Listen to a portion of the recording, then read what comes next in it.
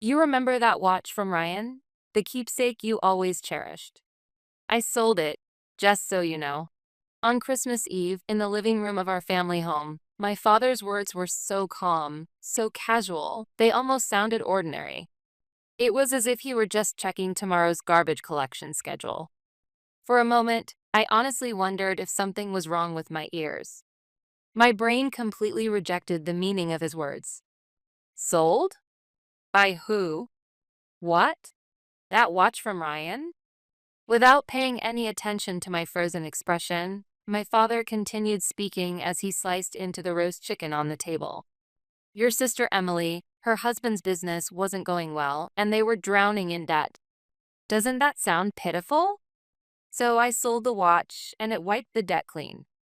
She was finally able to relax and welcome the new year. Just now, she was crying, saying it was the best Christmas present ever. Right. Emily? Prompted by our father, my sister looked down and muttered in a small voice. I'm sorry, Chloe. Thank you. There was hardly a trace of guilt in her voice. It was filled with the pure relief of someone whose burden had just been lifted. My throat was bone dry, and when I tried to speak, only the sound of cracked air came out. With trembling lips, I forced out the words with every bit of strength I had left. Why would you do something like that without even asking me? Despite the anguish in my voice, it didn't reach him at all. Looking genuinely baffled and with a hint of disdain, my father exaggeratedly shook his head. Permission? Why are you saying something so cold? We're family, aren't we? Your real sister was in desperate trouble. And besides, be a little realistic. You're holed up in the house every single day. Keeping something so valuable locked up in a safe? That's nothing but a waste. But now it has helped someone. I'm sure Ryan is smiling down from heaven, thinking, I'm proud of my wife for helping her family. Smiling? No, absolutely not. This was about to be the third winter since my husband Ryan passed away. In a world without him, nothing is crueler than a day like Christmas, overflowing with symbols of happiness. The city lights and the laughter of lovers all turn into thorns that stab at me. So again this year, I stayed quiet in this little room, waiting for the holy night to pass. Because this room was the only shelter that protected me. In the sanctum of that shelter, in the drawer of my dresser, slept his Rolex watch. It wasn't just some luxury timepiece. It was proof that Ryan and I had lived our lives together. On the day he won his first big competition, he shyly fastened it onto my wrist and said, This is a symbol of our strength and a token of my gratitude to you. On the final day, when illness had ravaged his body and he hovered at the edge of death, he placed it in my hand with fingers that were little more than bone and said, This isn't my time anymore. It's yours now. I want you to treat it as if it's a part of you. Letting go of that watch, which was Ryan's soul itself, was something I could never imagine doing, even if the world turned upside down. And yet, each of my father's words felt like a red-hot iron stake, driven deeper and deeper into my heart. The burning sorrow evaporated instantly, leaving behind a whirlpool of pitch black, ice-cold, quiet rage. This wasn't a gift. This was the most vile and cruel violence, hidden behind a mask of good intentions. Ryan had seen through my family for who they really were long ago. He understood better than anyone that, to people like them, my kindness was nothing more than an endlessly exploitable weakness. That's exactly why he entrusted that watch to me, saying, Treat it as a part of you. The word family rolled so easily off my father's tongue. At that moment, I finally understood that this word was the invisible chain that had bound me all these years. And unless I broke that chain with my own hands, I wouldn't even be able to keep my final promise to Ryan. Something inside me broke, quietly and irreversibly. After my father's last words, I didn't say anything. I just quietly rose from my seat. Behind me, I could hear my mother's hysterical voice shouting, Chloe, where are you going? That's so rude. But it no longer reached me. I opened the front door and rushed out into the cold Christmas night air as if fleeing. My name is Chloe Anderson, and I am 34 years old. 3 years ago, I lost the only person I ever loved, my husband, Ryan, to illness. Ever since I was a child, the adults around me always called me a kind girl. My family. A father who is authoritarian and firmly believes his own values are absolute. A mother who never opposes him and always sides with him. And a younger sister, Emily, who has comfortably benefited from their favoritism and has been spoiled her entire life. In this small social unit called family, my so-called kindness has functioned as a very convenient tool for them. The only person who ever tried to save me from my timid shell was Ryan. He had an uncanny ability to see through me, whether I was forcing a smile or holding back feelings I couldn't put into words. Chloe, it's okay to be angry. It's okay to be selfish sometimes. He used to say that like a mantra. Your life belongs to you and no one else. Only when I was with him could I truly breathe. He was the only one who saw my kindness not as a weakness, but as a virtue worth protecting. After losing him, who had been my entire world, I withdrew once again into my thick shell. The only thing I had left, my one and only irreplaceable treasure, was his Rolex, the keepsake he left behind. It was my lifeline, the final anchor that tethered me to this world. And now that it had been taken from me, I didn't know what to do. Only my instincts moved me. If I didn't get it back, I would no longer be myself. The promise I had made with Ryan, the memories we shared, the very proof that we had lived together, they would all vanish. With trembling hands, I pulled my smartphone out of my coat pocket and typed pawn shop along with my current location. I called every shop that came up in the list, one by one, from the top. Most of them treated me like some kind of suspicious lunatic, stammering over the phone on Christmas night, asking desperately about a missing watch. Maybe it's hopeless. Maybe that watch, Ryan's soul, was already in the hands of some complete stranger. Despair began to harden my heart like frozen asphalt. And then it happened. The seventh listing on the search results was a slightly old, privately owned-looking shop. I told myself this would be the last call. With a prayer in my heart, I pressed the call button. After a few rings, a calm male voice answered on the other end of the line. Hello, this is Harris Pawn Shop. I'm so sorry to call out of the blue. But, did someone come in today to sell a Rolex Submariner? My father. He sold my watch without asking me. My words came out shaky, even to my own ears. I barely knew what I was saying. I was sure I'd just get another cold rejection. But at that moment, something unexpected came through the receiver. A Rolex. Oh, you must be talking about the elderly gentleman who came in this afternoon. Wait a minute. Are you Ryan's wife? Ryan's name. Not from my father's mouth, nor my mother's, but from a complete stranger. Hearing his name from someone else made my heart leap, hard and loud. Yes, that's right. I'm Ryan's wife, Chloe. How do you know my husband? I thought so. I knew it. I'm the owner of this shop. My name's Harris. Sorry if I startled you. Actually, I owe Ryan a little something from back in the day. Even over the phone, Harris's voice had a warmth and a nostalgic tone that was unmistakable. When he was just getting started, he rebuilt our shop's old sign almost for free, only charging us the cost of materials. He laughed and said, "Consider it a pre-investment in a future success." He was honest, sincere, and never the type to betray others. So when this elderly man claiming to be his father came in and said, "I need money on behalf of my daughter," and tried to sell the watch Ryan cherished more than his own life, I just couldn't shake the feeling something was off. Ryan. A piece of his kindness I had never known before. That story seeped into the cracks of my dried and broken heart like a warm drop of rain. This time, the tears came not from grief, but from relief. I asked for the shop's address, thanked him again and again, and hung up before jumping into a taxi. Harris Pawn Shop stood quietly in a small alley just off a main street. Though the building was old, the interior was spotless, as if it reflected the very personality of its owner. Mr. Harris looked just like the voice I had heard, gentle eyes and graying hair, the picture of a kind gentleman. "Please have a seat," he said, guiding me to a chair in front of the counter and silently placing a warm cup of coffee before me. "You've had a rough time." Must have been quite a shock. Just those few kind words were enough to loosen something tight within me. From beneath the counter, he brought out a familiar leather box. "Ryan's Rolex. I gave your father $8,500 in cash, just like he asked."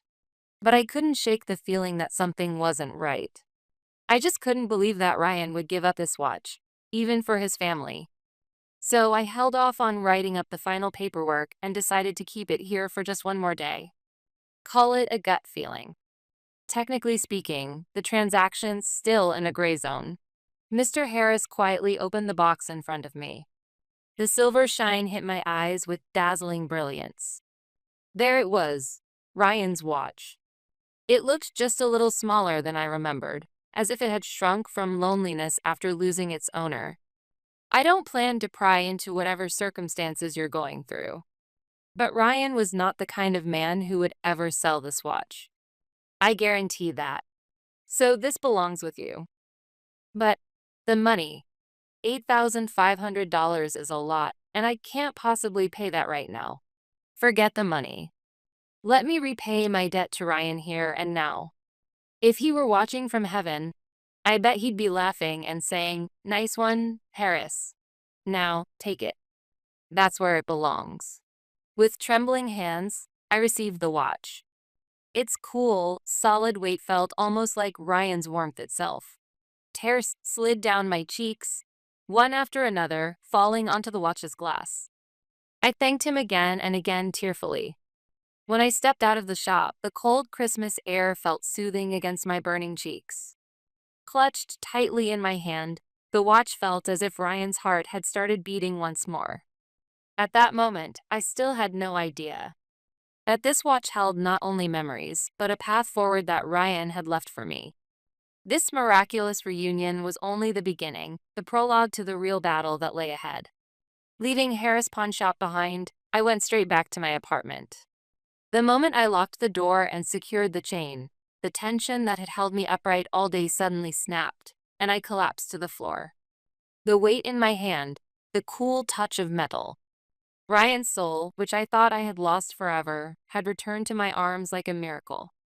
I clutched the watch tightly to my chest and cried silently. It wasn't out of anger toward my father or disappointment in my sister. It was the overwhelming relief that he had come back to me, and the endless love I still held for Ryan that poured out as hot tears. I don't know how long I stayed like that. Eventually, after regaining a bit of composure, I sat at the table in the living room and faced Ryan's watch again. With a soft cleaning cloth, I gently and carefully wiped away the traces of tears and fingerprints, just like Ryan always used to do. His fingerprints were no longer there.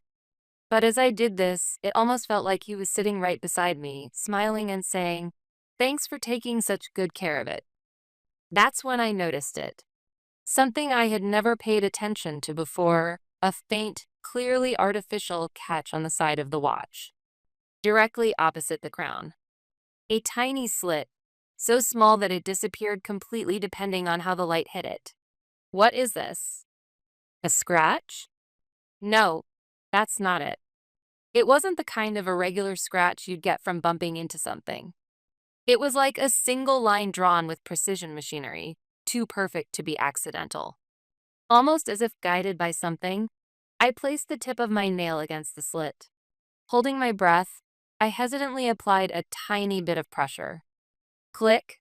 A faint mechanical sound echoed, clearly audible in the otherwise silent room.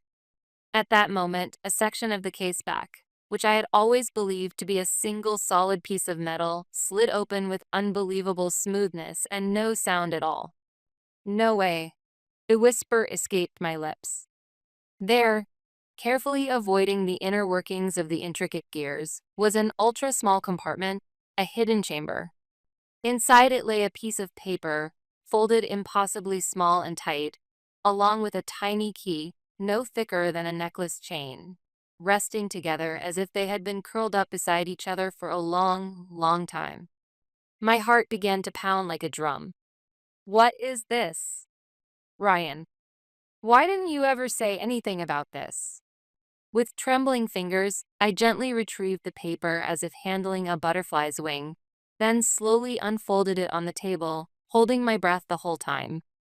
As the creases softened and the paper opened, there appeared a line of handwriting unmistakably Ryan's, written in fine pen strokes.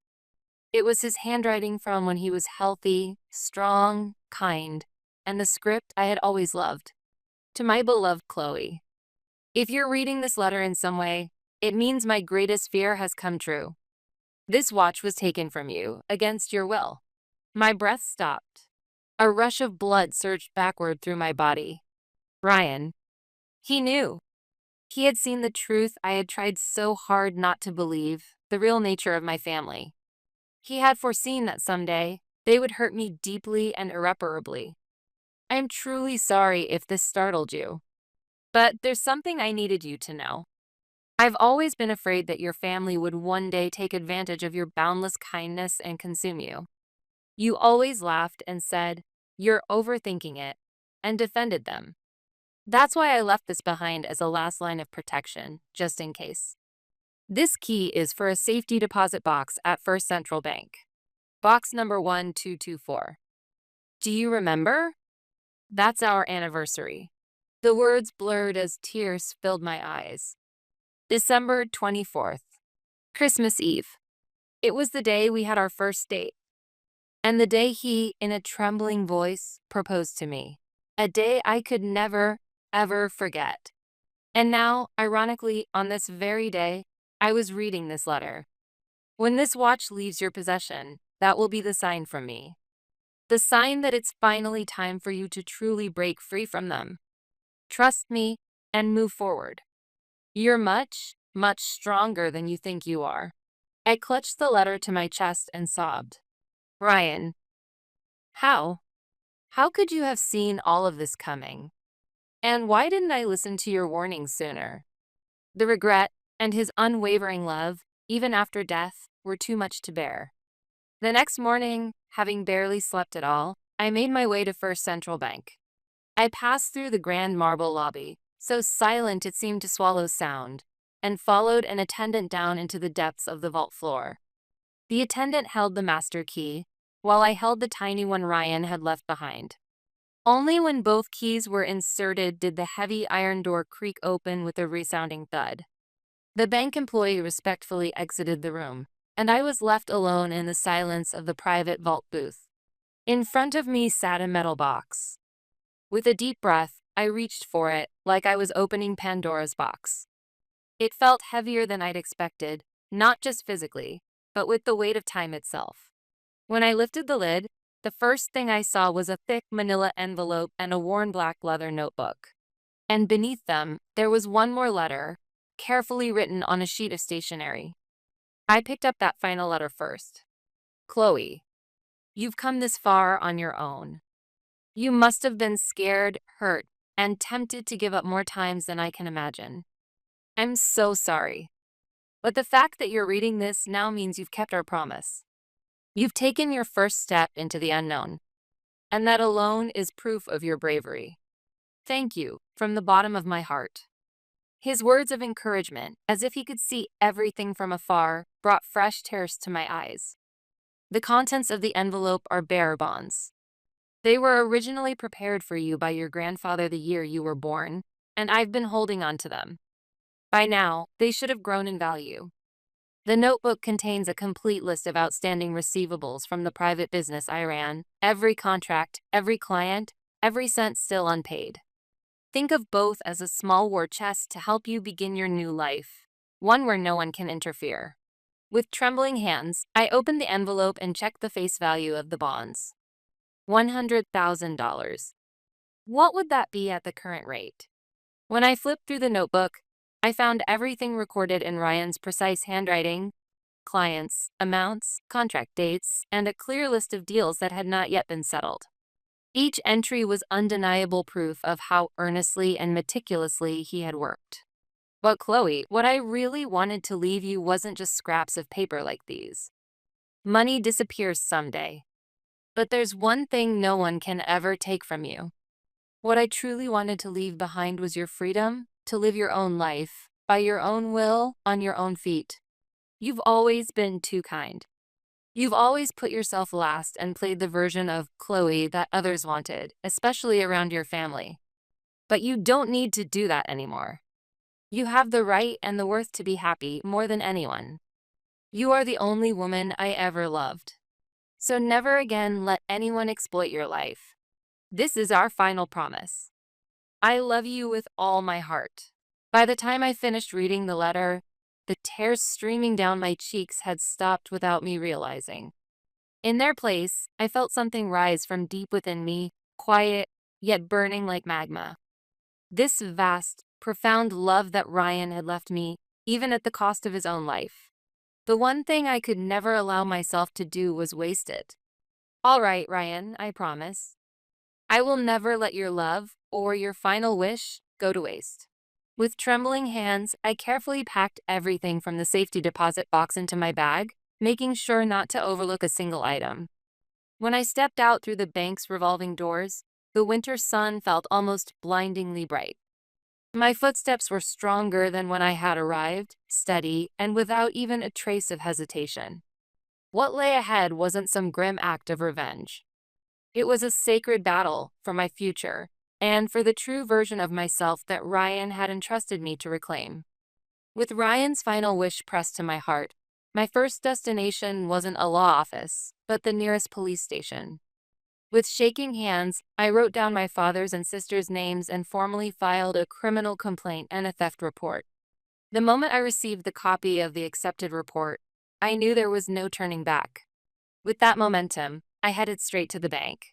It was time to legally secure and transfer the contents of the safety deposit box Ryan had left me to a secure location. Sensing my situation, the vault attendant quietly handed me a business card. Ma'am, if you're facing any legal issues, for matters like inheritance and estate protection, this attorney is the most trustworthy. I'm sure he'll be able to help you. The name written on the card was Mr. Bennett of Bennett Law Office. I called immediately to make an appointment and went to see Mr. Bennett, where I explained everything, what had happened so far, and that I had just submitted the report to the police. After reviewing the bonds and Ryan's notebook, Mr. Bennett gave a quiet, resolute nod. I see. Your husband was truly an exceptional man. And you are incredibly brave. Reporting it to the police was absolutely the right move. This isn't something that can be settled sentimentally. It's a matter that must be addressed under the law. Leave the asset recovery your husband entrusted to you in my hands. You need to focus on doing what you must do now. With those words pushing me forward, I headed to the final stage. It was the family reunion, an annual gathering where all the relatives came together at my father's childhood home. For my father, it was the day when he could proudly act as the head of the family in front of everyone. And I had chosen that very day to be the day of judgment. As expected, the large room was filled with uncles, aunts, and cousins. My father was in high spirits, drinking happily, while my mother bustled around attentively. When I entered the room, my father called out cheerfully, "Oh, Chloe, you came," as if the Christmas incident had never happened. That insensitivity erased any final hesitation I had left. I waited until the drinks had made their rounds and the mood was lively, then quietly stood up. "Everyone, I apologize for interrupting your enjoyment. But I have something I must report to you in my own words." My voice, unusually firm and clear, brought complete silence to the room. I could see the expressions on my father's, mother's, and Emily's faces tighten. I explained calmly and objectively what had happened on Christmas Day, that my father had stolen Ryan's keepsake watch and sold it without my permission to pay off Emily's debt. Then I laid out on the table, one by one where everyone could see, a photo of the watch's hidden compartment, a copy of the letter retrieved from the safety deposit box, and a copy of the police report that had been officially filed and accepted. Dad, you and Emily worked together to steal Ryan's keepsake. This is not just a family dispute. It is a clear case of theft. One of my uncles turned to my father and demanded, "Ethan, what is the meaning of this?" My father's face turned red, then pale, as he stammered excuses like, "No, I did it for Chloe's sake." My sister simply looked down and cried. This was the public exposure I had intended. A social penalty within the very community where they cared most about appearances, the family. They would no longer be able to play the role of the honorable father or the pitiful little sister within the family circle. And then I continued. Ryan left me many things, not just money or assets. What I truly received was the freedom to live my own life, free from exploitation by anyone. And I believe that freedom also includes the freedom to let go of the burden of holding on to hatred toward others. I stood in front of my father and my sister. The other day, I filed a police report. The investigation is underway. You will face legal consequences. That is the rightful punishment for the crimes you committed. Their faces were drained of color. But, I continued, I don't wish for you to end up in prison. There's only one thing I truly want, genuine, heartfelt remorse. So I'm offering you a condition. You are to repay the full $8,500, the amount for the stolen watch, to my attorney within 1 month, and you must apologize sincerely to both me and to Ryan in heaven, in front of all our relatives. If you do this, I will, in consultation with Mr. Bennett, consider withdrawing the criminal complaint. The word consider held all the weight I needed it to. I wasn't saying I forgave them. I was saying I was giving them a chance. And I made it clear that the power to decide rested solely with me. After that, I left the house. What followed was dramatic. Facing fierce criticism from relatives, my father's pride was utterly shattered. He must have scraped together money from every source imaginable. 2 weeks later, I was informed that he and my sister appeared at Mr. Bennett's office, looking completely worn out, paid the $8,500 in cash, and apologized deeply. After receiving the thick envelope of cash from Mr. Bennett, my next destination was obvious: Harris Pawn Shop.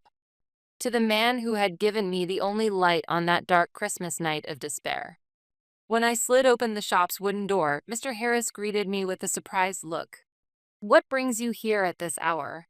he asked, smiling gently. I placed the envelope on the counter and took out the stack of bills inside. "Mr. Harris, this is the money for the watch."